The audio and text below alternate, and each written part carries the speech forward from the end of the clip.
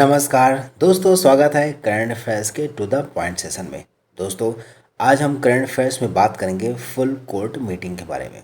अब आप ये सोच रहे होंगे कि आखिर ये क्या शब्द मैं लेकर आ गया हूँ आप लोगों के सामने। तो चलिए, चिंता मत करें, मैं इस जो फुल कोर्ट मीटिंग है इस पर से पर्दा उठाता हूँ और बात करता हूँ। चलिए, सबसे पहले जान लेते हैं कि आखिर ये चर्चा में क्यों है। हाल ही में भारत के नए मुख्य न्यायाधीश यूयू ललित ने मामलों की लिस्टिंग और बैकलॉग से संबंधित मुद्दों से निपटने के तरीकों पर चर्चा करने के लिए फुल कोर्ट मीटिंग बुलाई है। अब जान लेते हैं दोस्तों कि आखिर ये फुल कोर्ट मीटिंग होती क्या है, क्यों आजकल ये चर्चा में बना हुआ है। तो सबसे पहले जान लेते हैं कि फुल कोर्ट मीटिंग क्या है। तो फुल कोर्ट मीटिंग का मतलब उस मीटिंग या बैठक से है जिसमें न्यायालय के सभी न्यायाधीश भाग लेते हैं। इस तरह की मीटिंग के लिए कोई लिखित नियम नहीं है। परंपरा के अनुसार भारत के मुख्य न्यायाधीश द्वारा ऐसी बैठक बुलाई जाती है। इसे न्यायपालिका के महत्वपूर्ण मुद्दों पर चर्चा करने के लिए बुलाया जाता है। उच्च न्यायालय और उच्चतम न्यायालयों में वकालत करने वाले अधिवक्ताओं के वरिष्ठ पदनाम ने इन बैठकों के दौरान तय किए जाते हैं। अब तक कई बार फुल कोर्ट मीटिंग बुलाई जा चुकी है। उदाहरण के लिए 1997 में हुई एक फुल कोर्ट मीटिंग में फैसला किया गया कि प्रत्येक न्यायाधीश को अचल संपत्ति या निवेश के रूप में अपनी सभी संपत्तियों की घोषणा करनी चाहिए।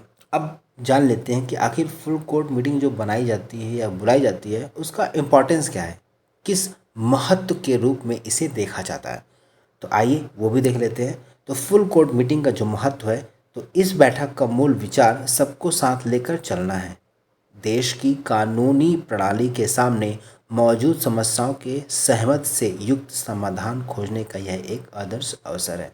दोस्तों, अब जान लेते हैं, सर्वोच्च न्यायालय का परिचय कर लेते हैं, यानी सर्वोच्च न्यायालय के बारे में जान लेते हैं। छोटा सा परिचय ले लेते हैं जिससे आपके माइंड में सर्वोच्च न्यायालय के लिए कुछ भी डाउट है वो क्लियर हो जाए। ठीक है।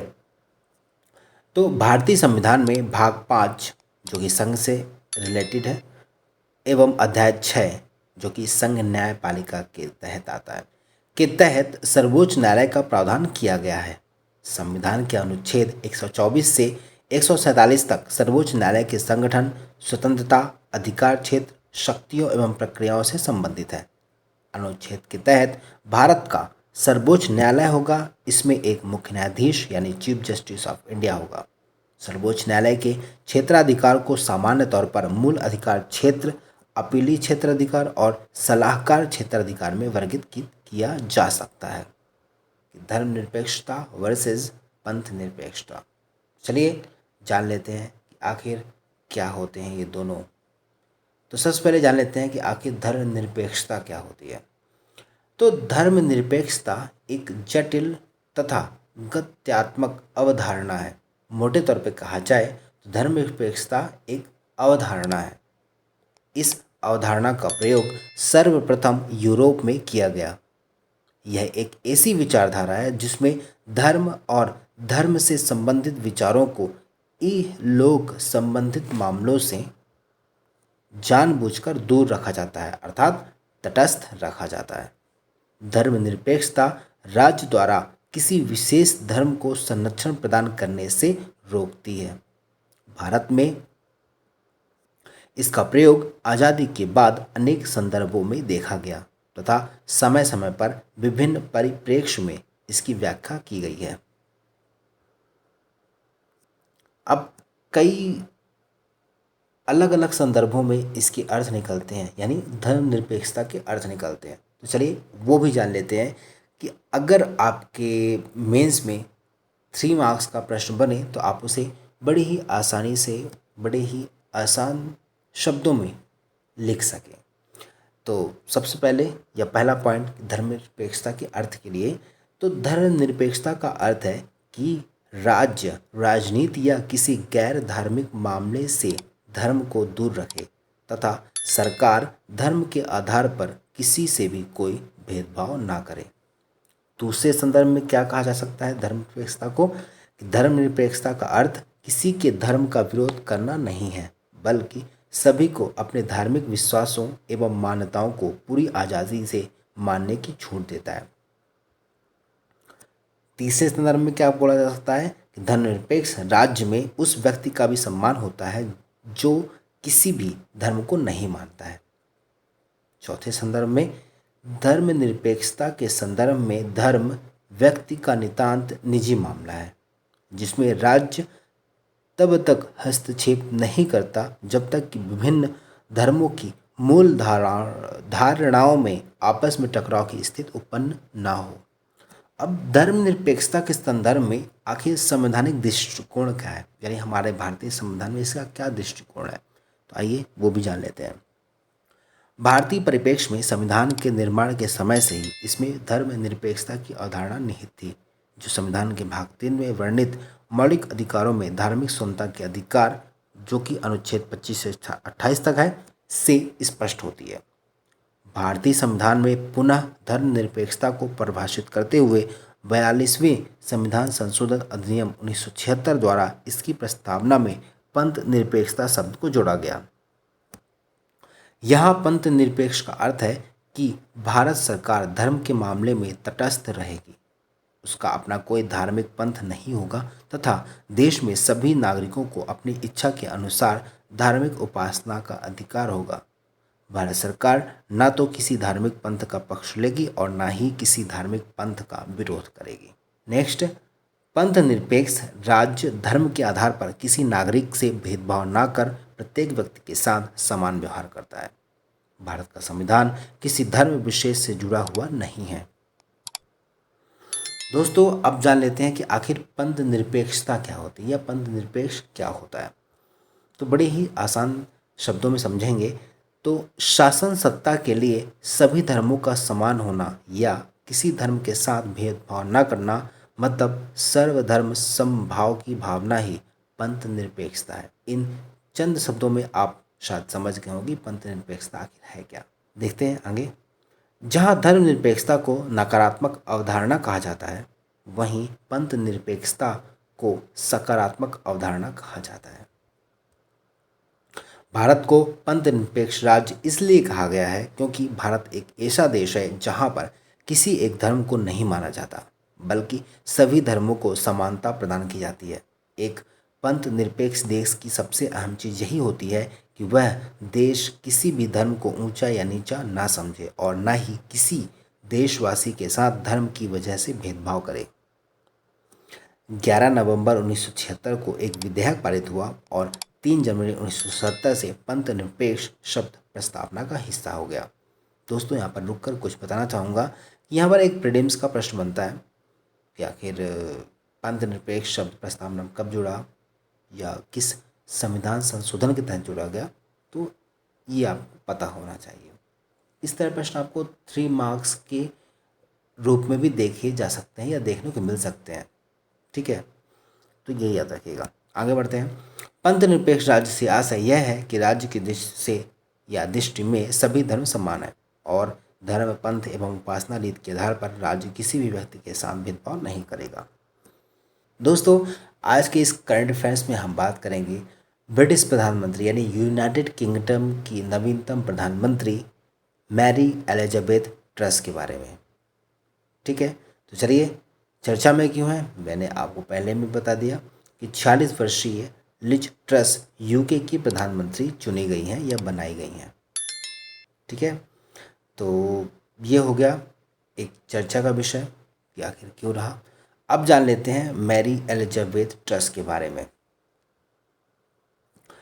तो मैरी एलिजाबेथ ट्रस, जिनका जन्म 26 जुलाई 1975 को हुआ था, जिसे लिज ट्रस के नाम से भी जाना जाता है, एक ब्रिटिश राजनेता हैं जो सितंबर 2022 से यूनाइटेड किंगडम की प्रधानमंत्री और कंजर्वेटिव पार्टी की नेता हैं। वह 2010 से दक्षिण पश्चिम नॉरफॉक के लिए संसद सदस्य हैं।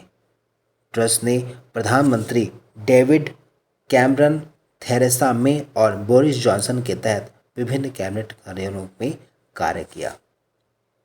Mary Elizabeth Truss conservative party नेतृत्व की दौड़ में प्रतिद्वंदी भारतीय मूल के ऋषि सुनक को हराकर यह जीत हासिल की है। मैरी एलिजाबेथ ट्रस इसके साथ ही यूके की बागडोर संभालने वाली तीसरी प्रधानमंत्री यानी महिला प्रधानमंत्री बन गई हैं। मैरी एलिजाबेथ ट्रस को गवर्निंग कंजर्वेटिव पार्टी का नेता और ब्रिटेन के अगले प्रधानमंत्री के रूप में नामांकित किया गया है या नामित किया गया है।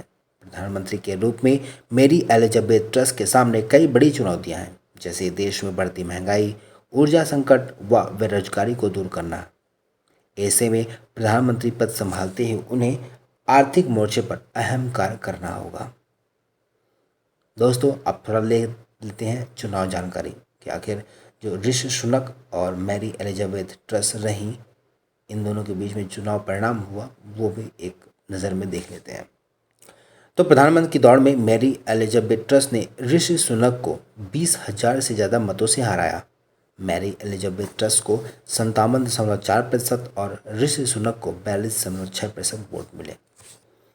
दोस्तों, अब जब इतना कुछ जान लिया है मैरी एलिजाबेथ ट्रस और ऋषि सुनक के बारे में, तो ये भी जान लेते हैं कि आखिर जो प्रधानमंत्री का इलेक्शन होता है ब्रिटेन या यूनाइटेड किंगडम में, वो कैसे होता है, उसकी प्रक्रिया क्या होती है। तो चंद शब्दों में मैं आपको बताना चाहूँगा, तो देखिएगा स्क्रीन पर और मेरी बातों को भी सुनिएगा।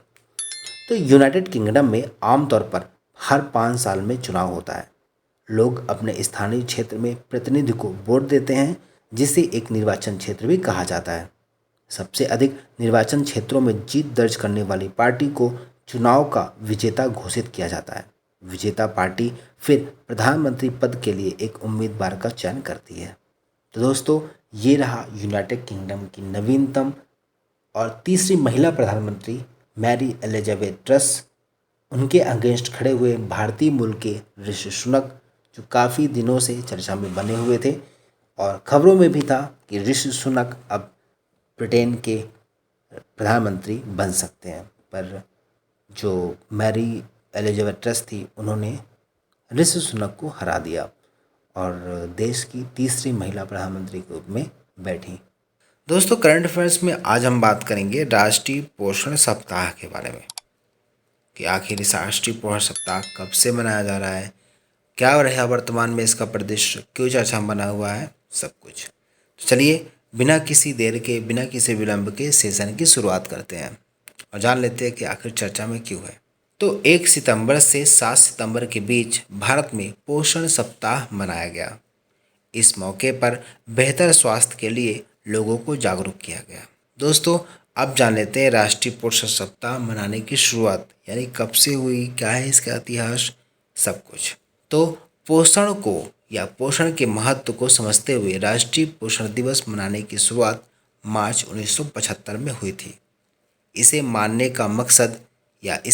का मकसद लोगों के खान पान और सेहत के लिए जागरूक करना था। बाद में 1980 में राष्ट्रीय पोषण सप्ताह एक हफ्ते की जगह महीने भर मनाया जाने लगा। हालांकि भारत सरकार ने 1982 को सितंबर महीने के पहले सप्ताह में राष्ट्रीय पोषण दिवस मनाने का फैसला लेते हुए हर साल इस खास सप्ताह को मनाने का ऐलान कर दिया। राष्ट्रीय पोषण सप्ताह मनाने की शुरुआत सबसे पहले अमेरिकन डायटीटिक्स एसोसिएशन ने की थी। इस एसोसिएशन को अब न्यूट्रिशन और डाइट साइंस एकेडमी के नाम से जाना जाता है। 8 मार्च 2018 को प्रधानमंत्री नरेंद्र मोदी जी ने समग्र पोषण अभियान के लिए प्रधानमंत्री की व्यापक योजना शुरू की, जिसे राष्ट्रीय पोषण मिशन के रूप में भी जाना जाता है। अब जान लेते हैं दोस्तों कि कैसे मनाया जाता है राष्ट्रीय पोषण सप्ताह। तो भारत सरकार का महिला एवं बाल विकास मंत्रालय के अंतर्गत खाद्य और पोषण बोर्ड हर साल राष्ट्रीय पोषण सप्ताह का आयोजन करता है। पोषण सप्ताह के लिए कई कार्यक्रमों का आयोजन किया जाता है, जिसमें लोगों को शरीर को पोषण देने वाली खान पान की चीज़ों के बारे में जागरूक किया जाता है। कोविड काल में लोगों के स्वास्थ्य पर गहरा असर पड़ा। ऐसे में रोग प्रतिरोधक क्षमता को मजबूत करने के लिए या मजबूत करने वाले पोषक तत्वों के बारे में लोगों को जागरूक किया जा रहा है।